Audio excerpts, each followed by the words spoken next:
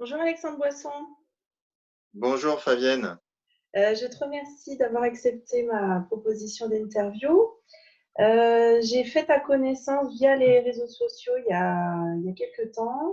J'ai été interpellée par la vigueur de ton discours d'alerte sur ce qui se passait en ce moment et que tu étudies depuis un petit moment dans le cadre de ton association SOS Mère. Tu es cofondateur. Hmm. Est-ce que tu peux nous raconter en quelques mots ton parcours et les raisons qui t'ont amené à créer SOS Mère? Alors mon parcours, ça a été depuis très jeune la protection, ce qui m'a amené après à intégrer une institution pour tenter de protéger, enfin tel que je l'imaginais. Donc j'ai fait partie de la police nationale pendant 15 ans. Jusqu'en 2011, j'ai traversé plusieurs carrières dans la police nationale. J'ai commencé à la préfecture de police, puis après j'ai été à la BAC Nuit de Paris, une BAC très particulière parce elle peut aussi faire du maintien de l'ordre. Et puis, j'ai intégré le service de protection des hautes personnalités. Maintenant, ça s'appelle le SDLP.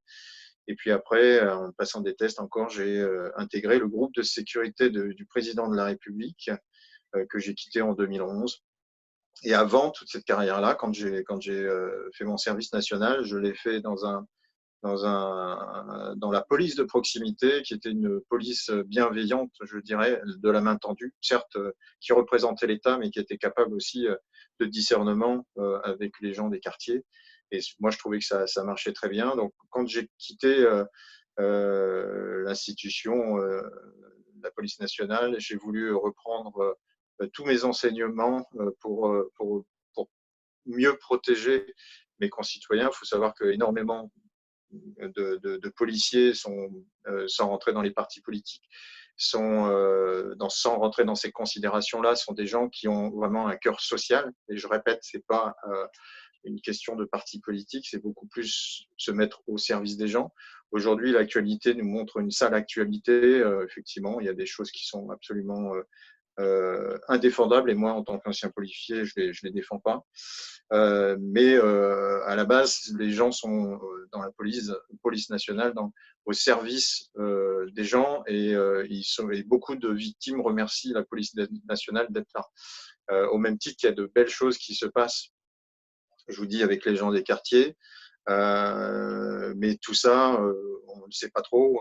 On ne parle jamais des trains qui arrivent à l'heure ou 20 heures. Hein, donc, les belles choses, on ne les sait jamais trop. Et donc, SOS Mers, c'est vraiment né de toute cette expérience. C'est vraiment né de cette envie de continuer à protéger la population. Moi, j'ai l'impression de plus pouvoir protéger maintenant que je suis hors de l'institution que je ne l'étais avant parce que j'ai plus d'ordre à recevoir. Et ça, c'est moi j'aime un ordre, c'est celui de la loi qui protège. Je précise bien. Toutes les lois ne sont pas morales. Hein. Il y a eu l'esclavage, c'était légal. L'Holocauste, c'était légal. Enfin, plein d'abjections étaient légales. Déporter des gens 80 ans en arrière, Pétain et ses sbires avaient rendu ça légal. Donc, attention avec les lois. Mais c'est vrai que quand on prend le code pénal, le code de procédure pénale, on ne comprend pas pourquoi ça ne soit pas plus appliqué et à tous les échelons de la société. Bon, donc c'est un autre débat, mais quoi qu'il en soit, j'ai voulu vraiment, parce que j'ai de l'affection pour les gens, même ceux qui m'aiment pas, je m'en fous, mais et je voulais absolument passer un message d'alerte Mmh. à travers SOS Mère et aussi de réconfort. Euh, et c'est pourquoi j'ai créé cette association. Si tu veux, on va en parler après. Oui. Alors qu'est-ce que, donc tu parles beaucoup des travaux de Stéphane Linou, donc on retrouve sur le site. Est-ce que tu peux nous dire, nous présenter un petit peu ces travaux, rapidement? Les travaux de Stéphane Linou, c'est une nouvelle fois 20 ans enquête, hein, comme police. Et tout le monde, et aujourd'hui, hein, je tiens à le préciser, je fais une digression juste pour dire que soyez tous enquêteurs de la vérité. C'est important. Cherchez tous, ne vous laissez jamais berner par la bien-pensance. Cherchez la vérité, vous avez le droit. C'est votre droit fondamental. Donc, Stéphane Linou, il a vu le diable dans le détail. Nous, on était partis avec SOS Mère pour créer une association visant à alerter sur la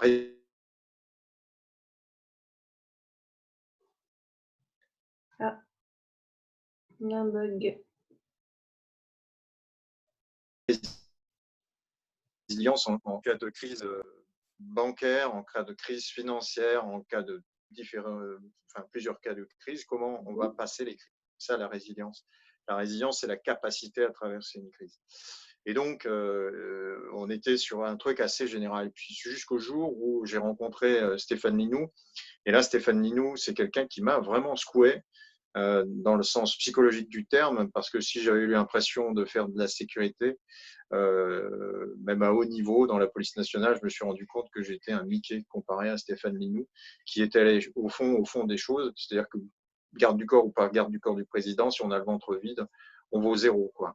Et c'est quelqu'un qui a l'air depuis 20 ans, Stéphane Linou. Stéphane Linou, c'est quelqu'un de très important à mon sens, puisqu'il a vu le diable dans le détail, vu le diable qui se cache dans le détail. C'est-à-dire qu'aujourd'hui, et on est en plein dans le contexte avec le Covid, nous dépendons de circuits alimentaires longs.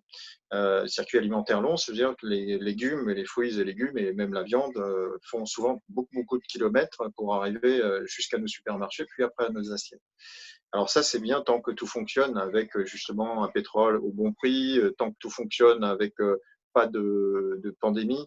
Mais on voit bien que si à un moment les chauffeurs routiers étaient en masse atteints par un virus, les camions s'arrêteraient et qu'est-ce qu'il y aurait dans les magasins? Du rien.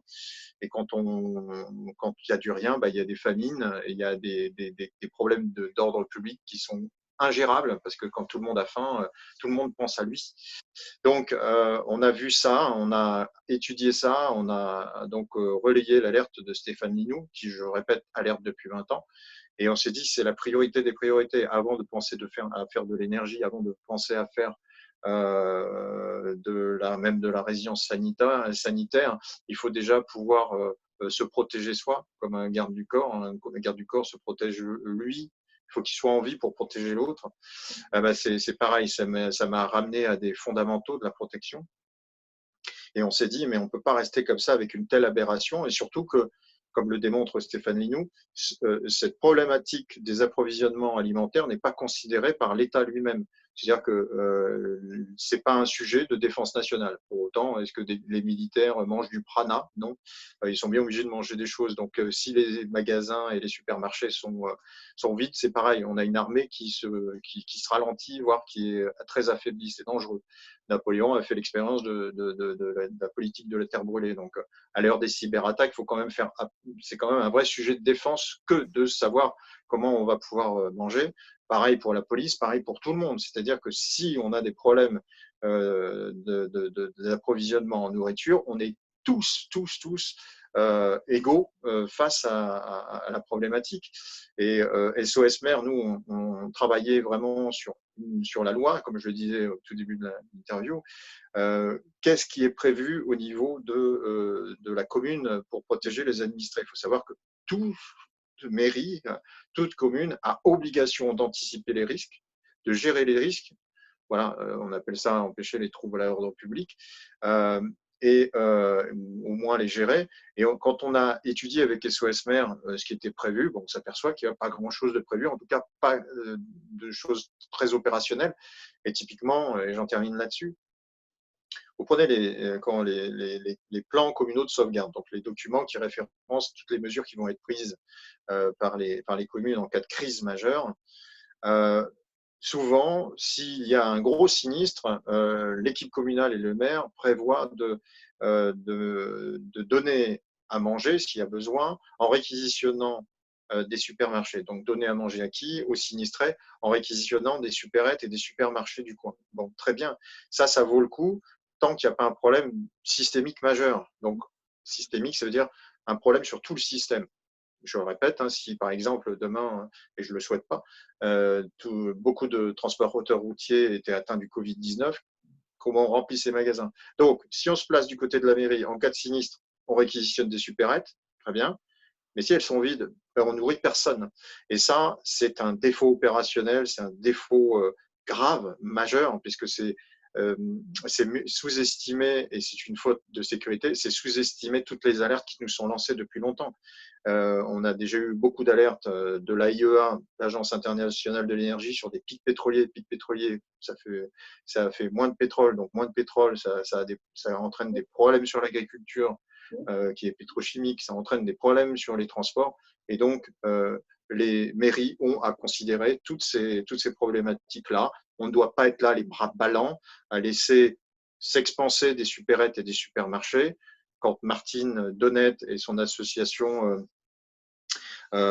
justement dénonce que les petits commerçants, que les petites structures, elles, sont sacrifiées sur l'autel du sacré de l'emploi, et que en plus, justement, c'est complètement illégal la manière dont c'est fait.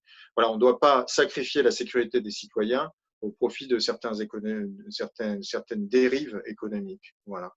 Donc, à SOS Mer, on a fait ça, on a regardé ce qui se passait, on a vu que c'était pas opérationnel, on a relayé Stéphane Linou.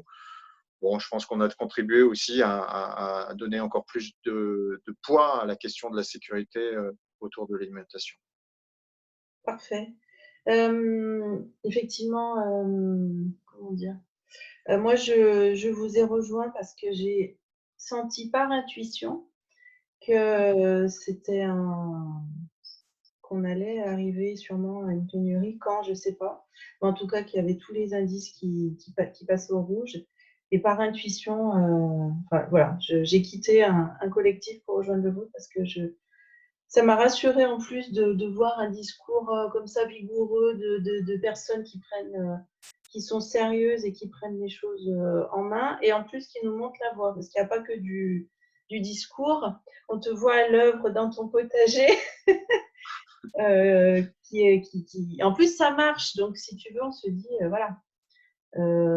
Donc, tu n'avais jamais potagé avant. C'est le mot de la fin pour finir sur une note positive. Tu n'avais jamais potagé avant, tu as appris sur le tas avec un ami, c'est ça que tu nous montres sur J'ai appris, alors moi j'ai un conseil à donner, c'est que les amis c'est précieux. Bon, les amis Facebook, on pourrait croire que c'est que virtuel. Non, moi j'ai découvert des vrais amis, et puis il faut se mettre donc à cette portée de connaissance des uns des autres. L'économie de la connaissance, il y a quelqu'un qui en parle très bien, c'est Idriss Aberkan.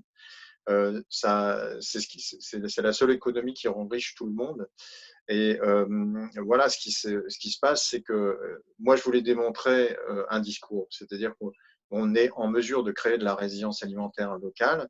Elle n'est pas parfaite, cette résilience alimentaire, parce que c'est pas parce qu'on fait des navets, des légumes, des machins, qu'on fait des céréales. Ça demande peut-être parfois un peu plus de technicité, de surface, et ainsi de suite. Mais quoi qu'il en soit, faire déjà un peu comme ça entre amis, c'est déjà sortir du discours. Parce que c'est bien d'alerter les gens, mais il ne s'agit pas de leur faire peur, et leur faire peur, c'est tout. Non. L'alerte doit servir de booster à la solution. Alors, ce n'est pas des solutions miracles en général, mais l'alerte, ce n'est pas fait pour faire peur et vendre du bouquin derrière. L'alerte, une alerte d'intérêt général, c'est fait pour que tout le monde y gagne.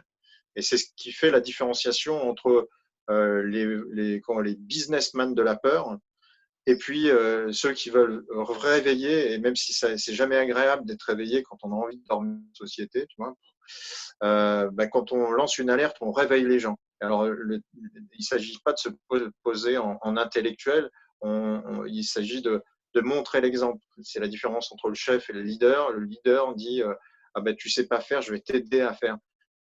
Et moi, il accompagne, il montre la voie, il accompagne. des amis dont je me ils ont parfois pas le même impact, mais c'est un peu connu. Donc j'ai soif de faire connaître toutes ces personnes-là. Moi, je n'ai pas.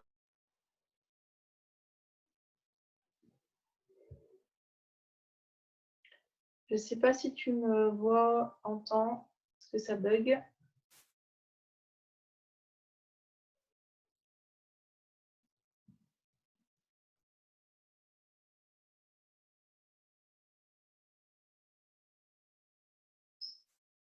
On a un souci. Bon.